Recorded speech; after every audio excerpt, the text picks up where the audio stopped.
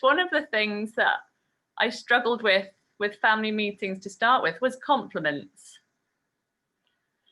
And saying, I still struggle to find the words to compliment someone without sounding fake or without sounding patronizing, you know, that kind of thing. And so to build this culture, to raise each other up within the teams, it's got to come from the coach to model it.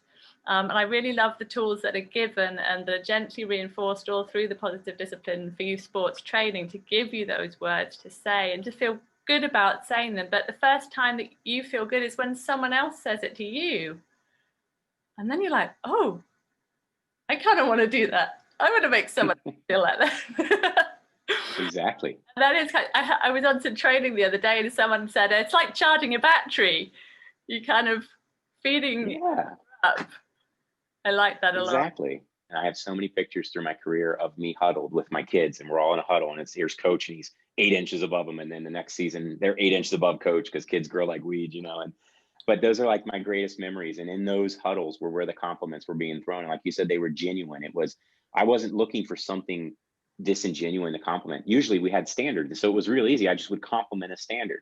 Wow, Susie, way to follow, blah, blah, blah. But then they came very naturally for the kids, and the kids would say strange things. And it made you feel, I mean, I've been in circles before where kids are like, Coach, you have such a deep voice. It's such a soothing voice. And I was like, oh my gosh, that makes me feel so good. And now and you know, they're genuine. And so you're suddenly seeing these people, the compliments get easier because you start seeing them less as athletes with numbers on their jerseys and more as human beings who are in this with you, and they see you as a human being, because kids think that coaches and teachers just hang from the rafters of the gym at night and they're there at the school every day. Like, yeah, right.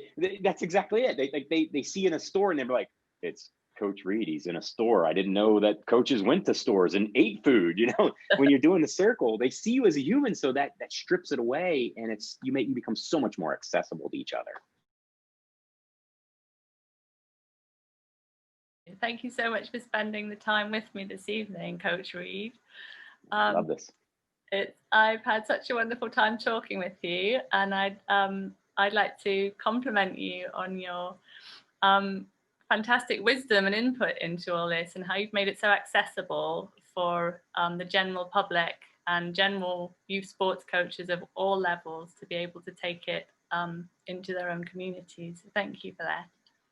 Well, thank you. I will tell you, every talk I give, every group I meet with, every call I do like this, I learn something. So I treat everybody around me like my coaches. And so what you hear is usually me reiterating something somebody else taught me, or just the wisdom of the crowd. So I'm not fooling anybody. I listen to everybody and I learn from everybody else. And I had great mentors like Jane, and I had a great mentor when I was 16 who got me into coaching. And it's a lot of times it's their wisdom speaking through me, and I'm hoping it just echoes on to the next.